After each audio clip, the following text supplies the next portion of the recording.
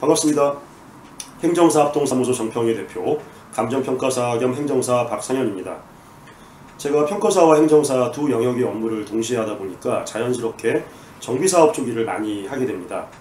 정비사업에 반대하는 분들이나 찬성하는 분들이나 모두 중개사님을 통한 일반적인 매매가 아니라 감정평가라는 행위를 통해서 재산권이 결정되다 보니까 많이 불안해하십니다. 그 불안감이 아무래도 이른바 사감정을 미리 받아두시는 형태로 나타나는 것 같습니다. 평가사들은 사감정이라고 하지 않고 시가참고 목적 감정평가 또는 시가감정이라고 하는데요.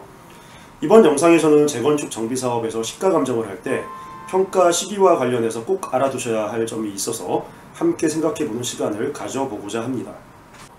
정비사업을 앞두고 사감정이 필요한지 아닌지 여부는 변호사님들이 블로그 글에서 많이 언급하셨으므로 논외로 하겠습니다.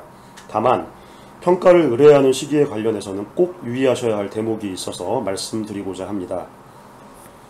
재건축과 관련된 공식적인 감정평가는 두 가지가 있습니다. 먼저 정비사업 구역 내 전 필지에 대해서 분양신청과 관리처분 목적으로 진행하는 종전자산평가와 조합 설립에 동의하지 않는 분들을 대상으로 진행하는 매도청구 소송 감정평가로 나누어집니다. 먼저 종전자산 감정평가 기준을 보면 다음과 같습니다. 정비사업의 종전자산 감정평가를 규정한 감정평가 실무 기준에 보면은 종전자산평가는 사업시행 인가 고시일의 현황을 기준으로 하고 공시지가의 선택 역시 사업시행 인가 고시일을 기준으로 하는 것을 알 수 있습니다. 종전자산평가의 기준 시점 자체가 바로 사업시행 인가 고시일입니다. 평가사는 감정평가를 할 때 기준 시점의 가격을 산출하는 것이고 평가 금액을 산출할 때 그 기준 시점 이전에 나와 있는 평가 전례들을 참고해서 가격을 냅니다. 따라서 기준 시점 이후의, 즉 미래의 감정평가 전례는 논리상 기준 시점 당시의 감정평가 금액에 영향을 미치기 어렵습니다. 따라서 만약 정비사업을 앞두고 사감정을 받는 것을 고려하시는 분이 있다면 반드시 기준 시점인 사업시행 인가를 이전에 받으시는 게 맞습니다. 매도청구 소송 감정은 상황이 다릅니다. 재건축 매도청구는 재개발 현금청산과 달리 조합 측에서 미동의자의 부동산을 취득할 때 강제 수용 절차를 따르지가 않습니다.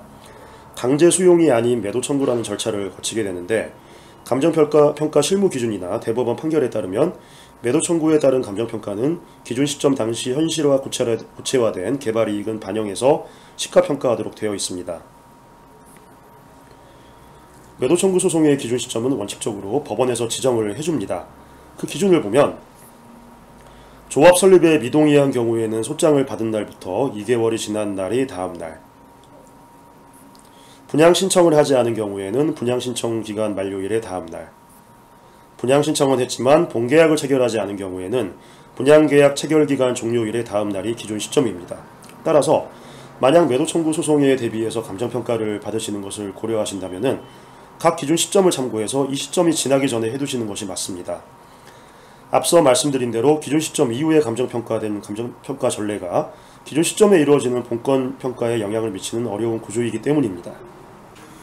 평가 의뢰 자체가 기준 시점을 지났더라도 평가를 기준 시점 이전을 기준으로 하면 되지 않느냐 반문하실 수도 있습니다. 이러한 평가를 소급평가라고 하는데 법원에서 의뢰한 소송평가나 관공서에서 불가피한 경우에 별도로 의뢰한 경우에 한해서 수행이 가능한 평가입니다. 감정평가는 현황평가가 원칙이기 때문에 평가사들은 특별한 사정이 없는 한 소급평가를 하지 않습니다. 따라서 재건축 정비사업을 앞두고 사감정을 생각하시는 분들은 반드시 사업시행 인가 전이나 매도청구 관련 소송이 들어오시기 전에 미리 해두시는 것이 좋습니다. 평가사님들이 이런 내용을 모르시는 경우는 없고 타 전문 자격사분들이 자세한 내용을 모르시고 이런 사감정을 권유하시는 경우를 자주 봐서 안타까운 마음에 기준 시점에 관한 주제를 가지고 얘기를 해봤습니다. 더 자세한 상담을 원하시면 저희 사무소로 연락 주시면 되겠습니다. 이상 감정평가사 겸 행정사 박상현이었습니다. 감사합니다.